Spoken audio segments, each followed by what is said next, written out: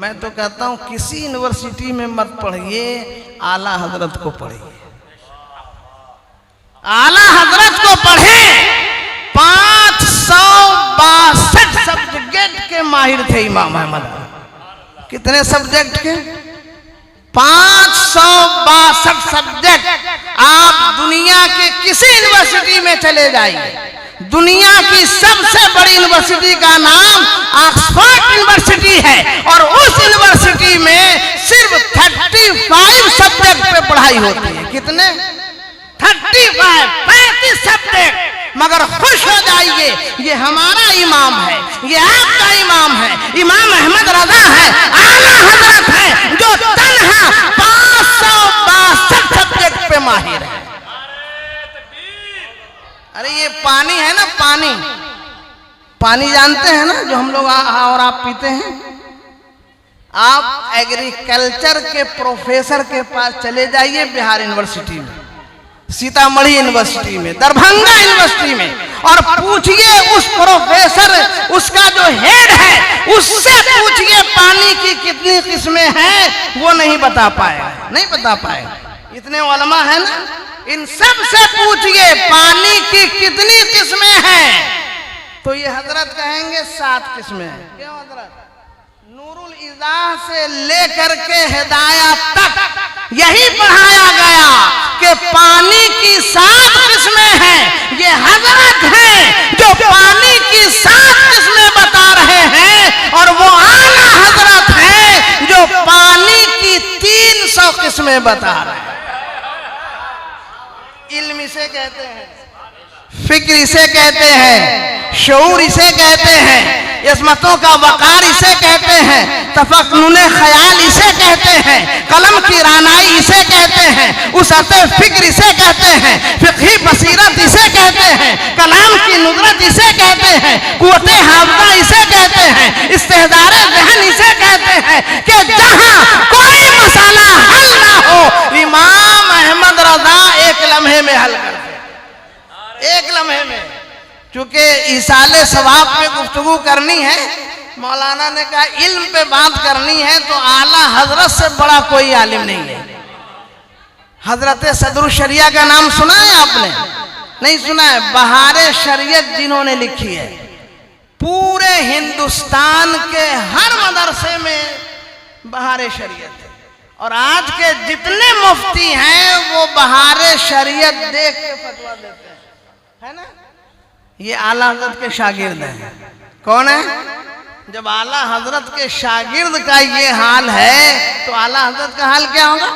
ملک العلماء حضرت علامہ سید ظفر الدین بہاری، یہ اعلیٰ حضرت کے مرید بھی ہیں، شاگرد بھی ہیں، خلیفہ بھی ہیں۔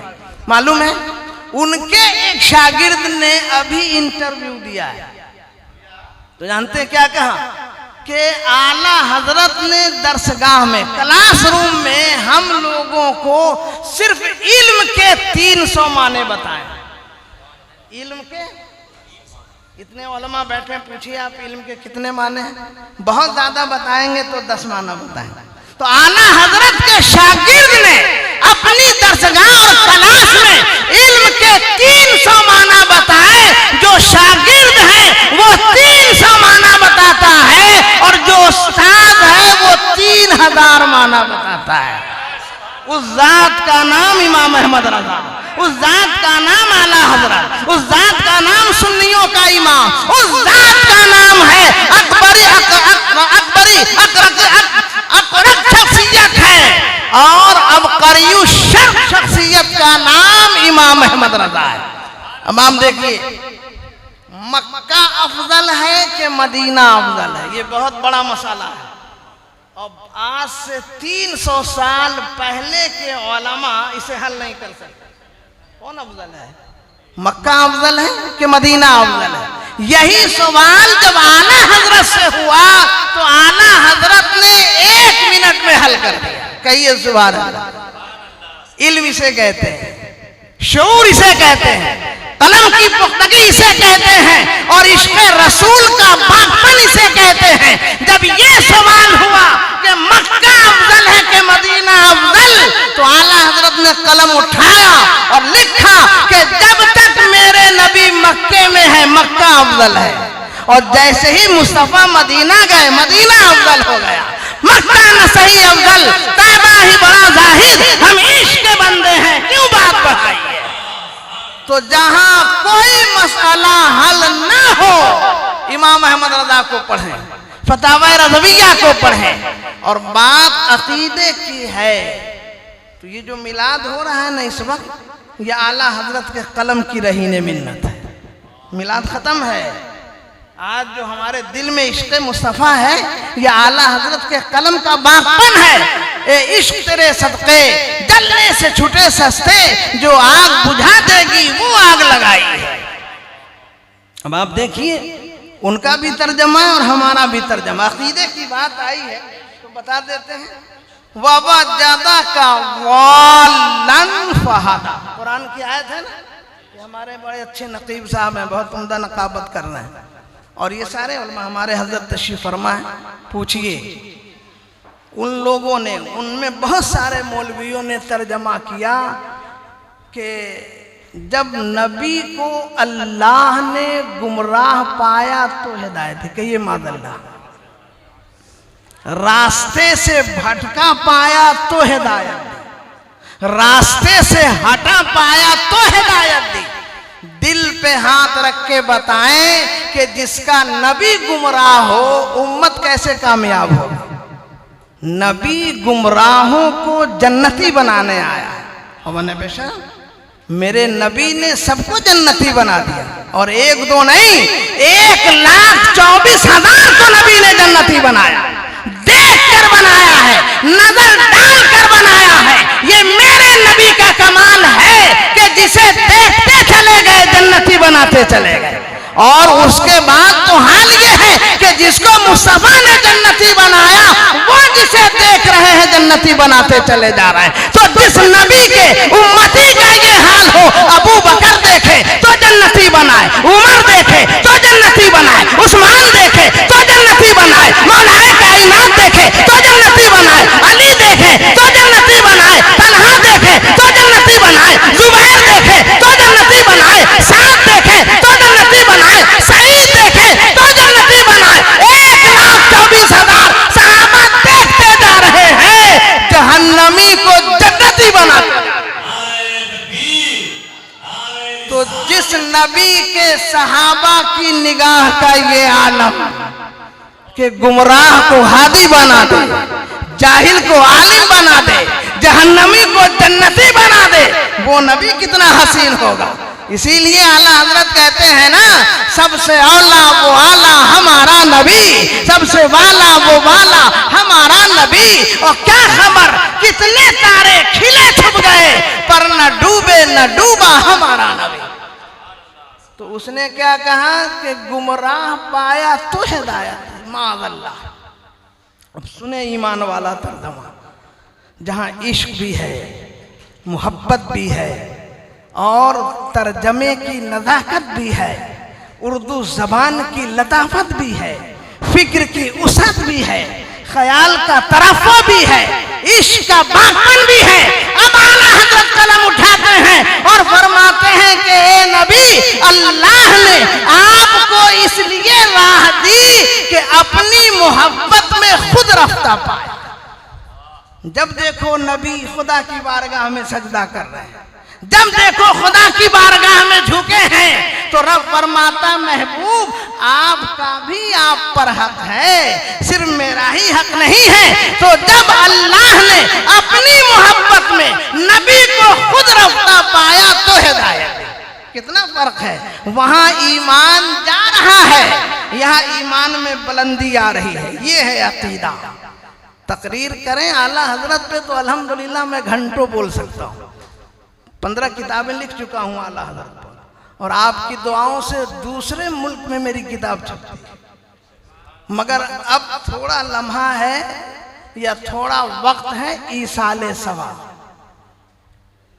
ہم لوگ کرتے ہیں، کرنا چاہیے، ورنہ رب کی بارگاہ میں بھی پکڑ ہوگی اور نبی کی بارگاہ میں بھی پکڑ ہوگی، اور والدین کے پاس بھی کل محشر میں پکڑ ہوگی۔ یہ بلڈنگ تم کو دیا تھا نا، کس لیے؟ یہ زمین چھوڑی تھی کس کے لیے؟ یہ بینک بیلنس کیے تھے کس کے لیے؟ یہ سارا سرمایہ تمہارے لیے، تو تمہارے لیے اس لیے نہیں چھوڑا کہ کھاؤ اور اڑا دو، بلکہ اس لیے چھوڑا کہ جب تمہاری پلکیں آنسو بہائے میری مغفرت کی دعا کر لینا۔ اسی لیے نبی نے فرمایا کہ جب والدین دنیا سے جائیں تو والدین کے بچوں پہ 4 حق ہیں۔ کتنے حق ہیں؟ بلکہ 5۔ پہلا حق یہ ہے کہ ان کی نماز جنازہ پڑھی جائے۔ پہلا حق کیا ہے؟ ظاہر ہے کہ نماز جنازہ کے بغیر ہم دفن نہیں کرتے۔ دوسرا حق یہ ہے کہ والدین کے لیے ہمیشہ دعائے مغفرت کریں۔ یہ نہیں کہ چہلم ہوا معاملہ ختم، برسی ہوئی معاملہ ختم، تیجا ہوا معاملہ ختم، چہارم ہوا معاملہ ختم، نہیں۔ جب تک ہم زندہ ہیں ہمیشہ اپنے والدین کے لیے ہر نماز میں دعائے مغفرت کر دی۔ اے اللہ میرے ماں باپ کو بخش دے، یہی تو کہنا ہے، اور کیا کہنا ہے؟ یہی نہ کہنا ہے، اور کچھ تو کہنا ہے۔ تو اتنا جملہ زبان سے نہیں نکال سکتے۔ پہلا حق نماز جنازہ، دوسرا حق دعائے مغفرت، تیسرا حق یہ ہے کہ جو انہوں نے نصیحت کی اور وصیت کی اس پہ عمل کرنا ہے۔ فلاں کا قرض تھا، دے دینا، فلاں زمین فلاں کو دینی تھی، دے دینا، یہ تیسرا حق ہے۔ چوتھا حق یہ ہے کہ ماں باپ کے جو دوست ہیں، باپ کے دوست، ماں کی سہیلی، ان کو عزت و احترام سے بٹھانا ہے اور عزت کی نظر سے دیکھنا ہے۔ پانچواں حق یہ ہے کہ والدین کے جو رشتہ دار ہیں ان کے ساتھ حسن سلوک سے پیش آنا ہے، صلہ رحمی کرنی ہے۔ اب آپ ماں باپ کی بات کرتے ہیں، سیدہ کائنات رضی اللہ تعالی عنہ سیدہ عائشہ فرماتی ہیں، میں نے کیا دیکھا کہ آقا کریم نے اپنی ایک چادر ایک ضعیفہ خاتون کے لیے بچھا دی۔ کون بچھا رہے ہیں؟ نبی۔ اور نبی کی چادر کیسی ہے؟ سبحان اللہ۔ اور گھنٹوں نبی اس ضعیفہ خاتون سے باتیں کرتے رہے، جبکہ عائشہ فرماتی ہیں کہ صحابہ کے ساتھ بھی اتنی لمبی گفتگو نہیں فرماتے تھے، مگر میں نے یہ دیکھا کہ ایک ضعیفہ آئی، حجرے میں بیٹھی، نبی نے اپنی چادر نور بچھا دی اور گھنٹوں نبی اس سے محو گفتگو رہے۔ جب وہ ضعیفہ جانے لگی تو آقا نے کچھ تحفہ عنایت فرمایا، کچھ چیزیں عطا کی۔ جب وہ چلی گئی تو سیدہ عائشہ کہتی ہیں یا رسول اللہ، میرے ابا ابو بکر بھی آتے تو آپ اتنا وقت نہیں دیتے، یہ کون خاتون تھی جن کے لیے اتنا لمبا وقت دیا؟ نبی کی آنکھوں میں آنسو آئے۔ کہا عائشہ مت پوچھو، کہا ہوا کیا؟ کہا یہ میری پہلی بیوی خدیجۃ الکبریٰ کی سہیلی ہے، جب انہیں دیکھتا ہوں تو خدیجہ یاد آتی ہے۔ تو جو نبی اپنی بیوی کی سہیلی کے ساتھ اس قدر محبت سے پیش آئے، بیٹے کو چاہیے کہ ماں کی سہیلی کے ساتھ بھی اسی طرح احترام سے پیش آئے، باپ کے دوستوں کے ساتھ اسی طرح احترام سے پیش آئے۔ یہ اسلام کا حق ہے والدین کے لیے، بچوں کے لیے۔ اور ایصال ثواب، ایصال مانے پہنچانا، ثواب کے مانے وہ نیک کام جو ہم کریں اور اس کے بدلے جو اللہ پاک انعام عطا فرمائے اسے ثواب کہتے ہیں۔ اور کوئی گناہ ہم سے ہو اس پہ جو سزا مرتب کرے، سزا دے اللہ پاک، اسے ہم عذاب کہتے ہیں۔ سمجھ میں آگے عذاب اور ثواب کسے کہتے ہیں؟ تو ایصال ثواب کرنا یہ قرآن کا حکم ہے۔ یقولون ربنا اغفر لنا ولاخواننا الذین سبقونا بالایمان، لوگ کہیں آقا کہ امت کے ساتھ اللہ پاک ارشاد فرما رہا ہے، اے میرے نبی کی امتیوں کہو کہ اللہ ہمیں بخش دے، ہم سے پہلے جو ایمان کے ساتھ گئے انہیں بخش دے، اور میرے بعد جو ایمان کے ساتھ جائیں گے انہیں بھی بخش دے۔ تو ہم لوگ کیا کرتے ہیں اس محفل میں؟ یہی دعا کرتے ہیں نا کہ اپنے والدین کی مغفرت، مومنین کی مغفرت، مسلمانوں کی مغفرت، اور ہر وہ لوگ جو ایمان کے ساتھ گئے ان کی مغفرت کی دعا کرتے ہیں۔ مگر مغفرت کی دعا کب کریں؟ جب قرآن کی کوئی آیت پڑھیں۔ رونا یہ ہے کہ ہم قرآن پڑھتے ہی نہیں، اب پڑھتے ہیں تو سمجھتے نہیں ہیں۔ معلوم ہے دنیا کی پہلی کتاب قرآن ہے، جسے دیکھنا عبادت ہے، جسے چھونا عبادت ہے۔ کوئی پڑھ رہا ہو تو آپ سنیں تو سننا عبادت ہے، اور خود اگر آپ بیٹھ کر پڑھیں گے تو اتنا ثواب ملے گا کہ قیامت کی صبح تک ثواب کے سمندر میں نہاتے رہیں۔ آخری بات عرض کروں، حضرت شیخ محی الدین ابن عربی جانتے ہیں، بڑے عالم تھے، اتنے بڑے عالم تھے کہ ان کی لکھی ہوئی کتاب فضیلت میں پڑھائی جاتی ہے، مگر عمر بہت کم، 27 سال میں انتقال کر گئے، اور کام کتنا بڑا کیا۔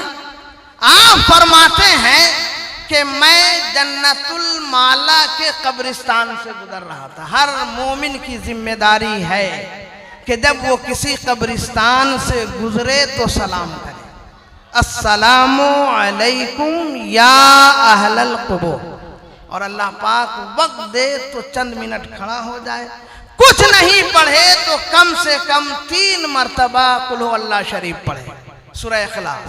کئے گھنٹے لگیں گے سورہ اخلاص پڑھنے میں؟ 3 مرتبہ پڑھیں گے تو کئے گھنٹے لگیں گے؟ 5 منٹ، مگر ثواب سنیے۔